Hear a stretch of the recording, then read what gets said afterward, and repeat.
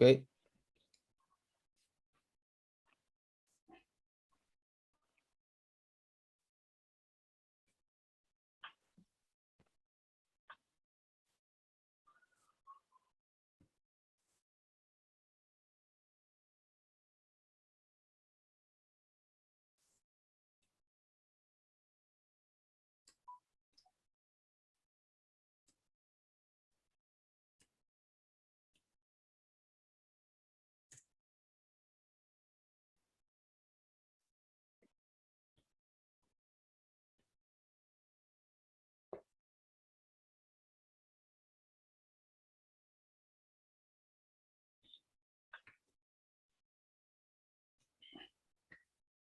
De todas maneras, para aquellos que todavía no están pudiendo ingresar, les paso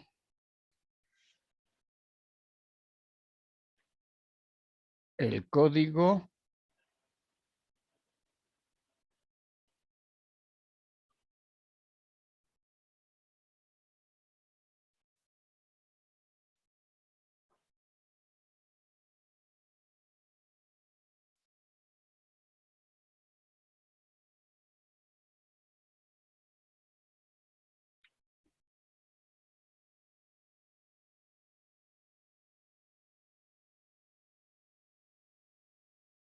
Jimena ya está. Ya ingresó.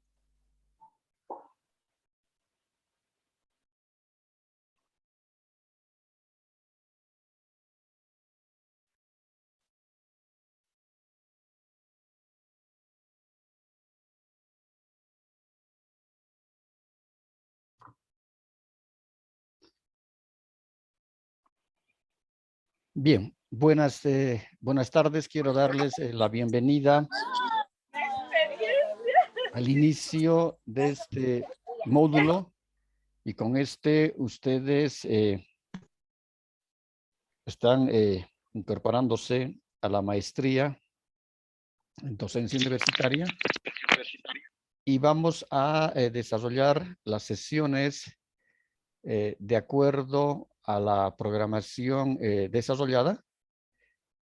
Para ello ya se ha subido, les he pasado al grupo de WhatsApp toda la programación del módulo de las 3 semanas. Está dividida en 3 semanas y cada semana tiene las actividades que se van a desarrollar, la evaluación, el trabajo, luego también el contenido de cada foro. Y esto les va a ayudar a ustedes para que puedan ver y también puedan participar con los temas de cada foro en el cuadro de rúbricas. Y de esa manera podamos desarrollar el tema que nos toca poder trabajar, que es el diseño curricular. Este es uno de los módulos y uno de los temas más apasionantes que vamos a poder encontrar dentro del desarrollo de la organización y de la gestión educativa en las instituciones en educación superior. Y habíamos dicho que el diseño curricular es un elemento fundamental para lograr mejorar las condiciones en las cuales se encuentran los profesionales, y no solamente en nuestro país, sino también en el contexto internacional. Cuando vemos nosotros, por ejemplo, lo que es el diseño curricular, vamos a ver que es una herramienta fundamental para poder comprender, concebir y establecer, en este caso, cuál el trabajo que deben llevar, en este caso, los responsables de la gestión académica en las instituciones educativas.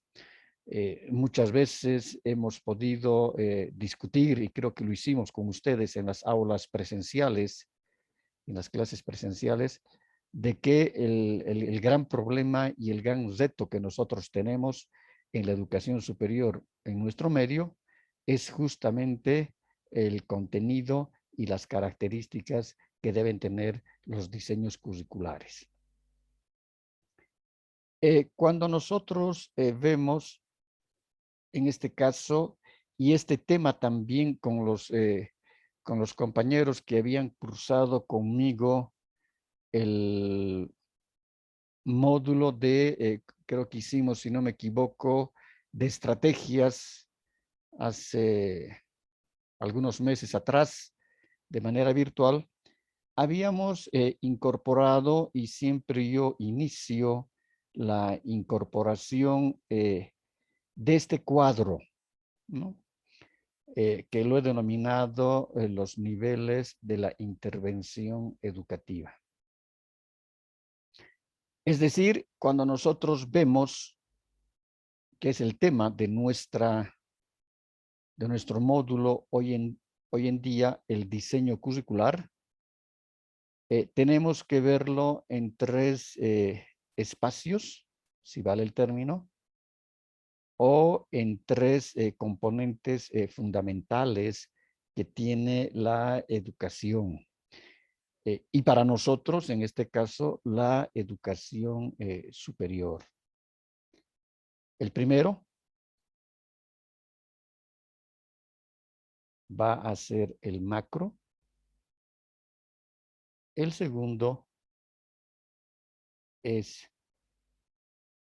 el intermedio. Y el tercero es el micro. Cuando nosotros hablamos de diseño curricular, en general, hablamos del diseño curricular macro, es decir, este diseño curricular macro, el diseño curricular intermedio y el diseño curricular micro. Pero también cuando nosotros hablamos y queremos desarrollar el diseño curricular, tenemos que ver este diseño curricular incorporando características dentro de la administración y la gestión educativa.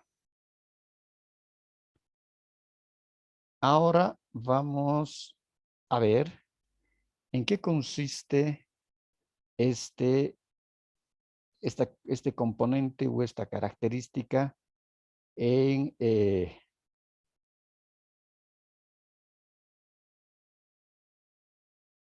el componente macro.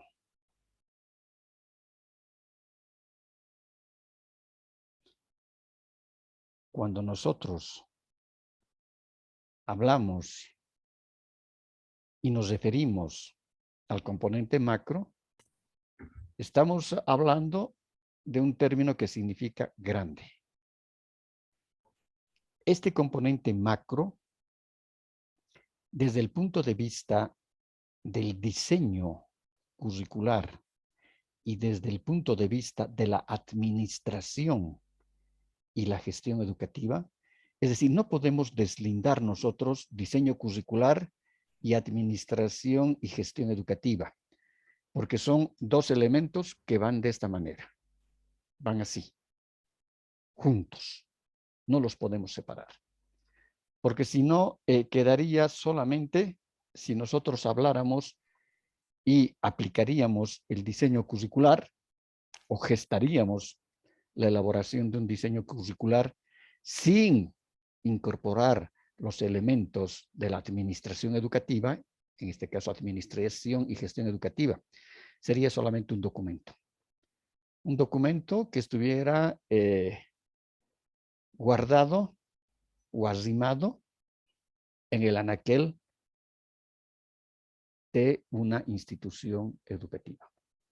Por eso que diseño curricular tiene que ir, decíamos, de la mano con administración y gestión educativa. En este primer componente, que es para nosotros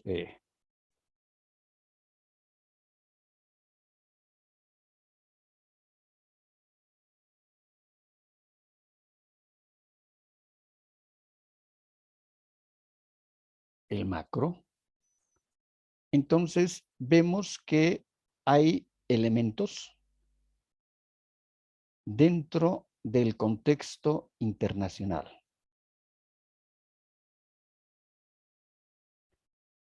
¿En qué consistirían estos elementos del contexto internacional desde el punto de vista del diseño curricular?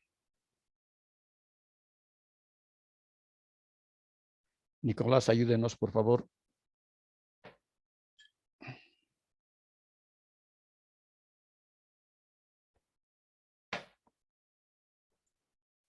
Bueno, creo que aquí entra más que todo lo que sería las políticas internacionales dentro de la educación, ¿no?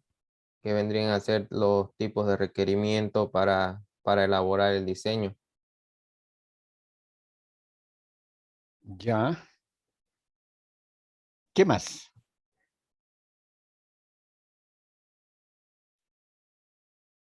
Samuel.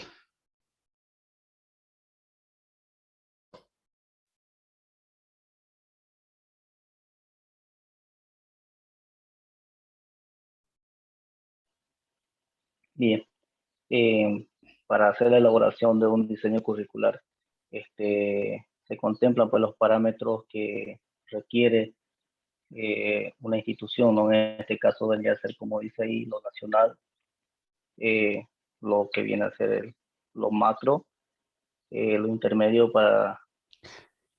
Ya, pero perdón, Samuel, Perdón. estamos viendo solamente la parte internacional todavía. ¿Por qué decimos de que el diseño curricular tiene que tomar una mirada o mirar ese contexto internacional?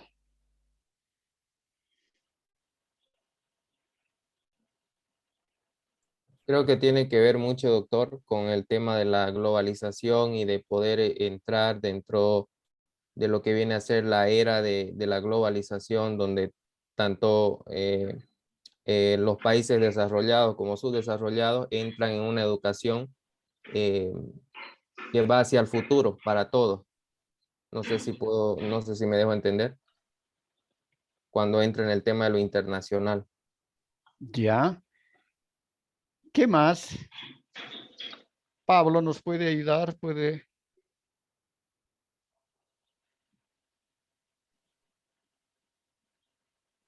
Dicen, se podría tratar también en el tema internacional de, como dijo el compañero Nicolás, de una forma de, al hacer un diseño curricular, una forma de actualizarse en el ámbito educacional, de tratar de sobresalir o ponerse al nivel de, de las competencias que existen a nivel internacional, también podría ser.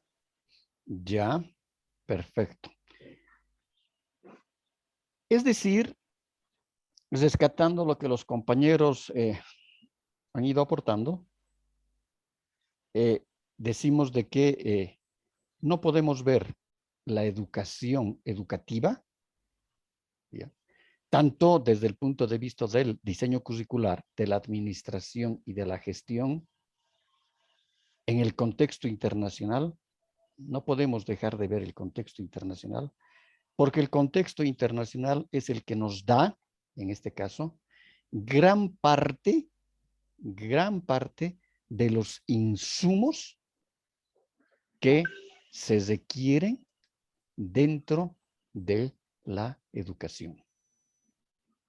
Es decir, si nosotros aplicamos y nos vamos al campo de la educación superior, no podemos ver la educación superior si no está, es decir, no está relacionada directamente con la ciencia, con la tecnología y con la comunicación. Y como bien decía, si no me equivoco, no sé si fue, creo que fue Aníbal, decía, y es cierto, ¿no? Hoy en día, es decir, nosotros nuestro planeta lo vemos como una aldea.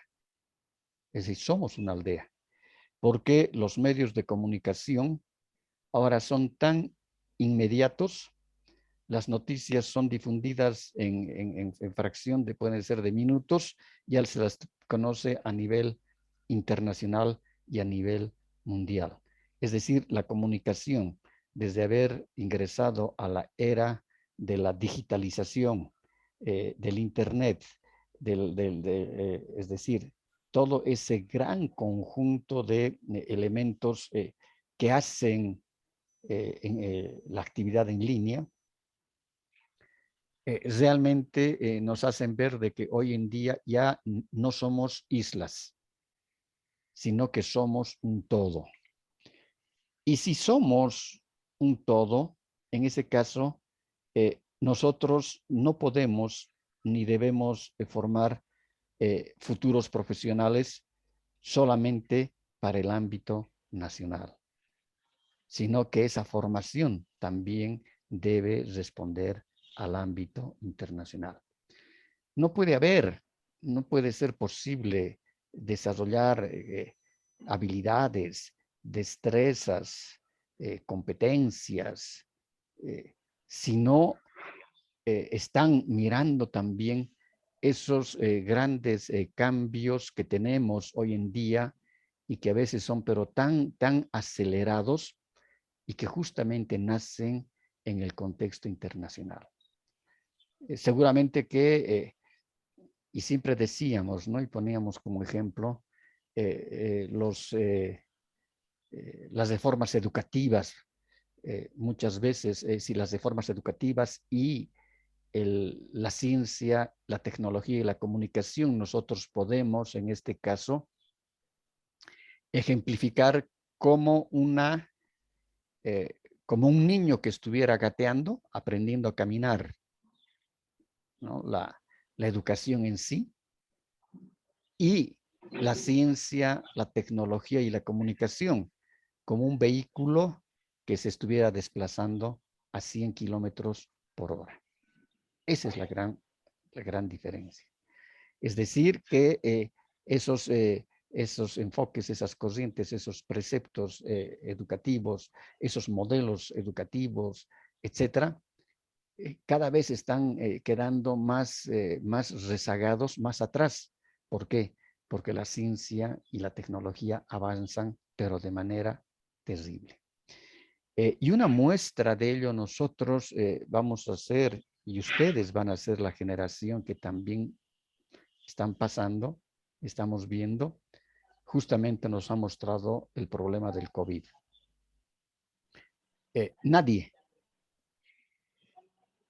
estaba preparado para una situación como esta.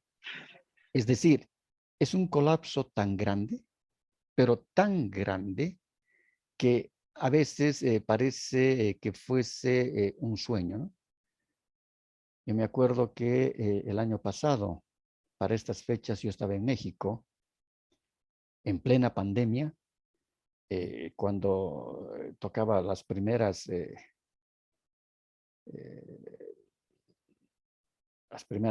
y la segunda, primero y segundo rebrote a nivel mundial, realmente nos dimos cuenta de que ni siquiera universidades tan grandes, como es el caso, por ejemplo, de la UNAM, que es una de las universidades más grandes y más prestigiadas en América Latina, había tomado en cuenta o había previsto semejante situación.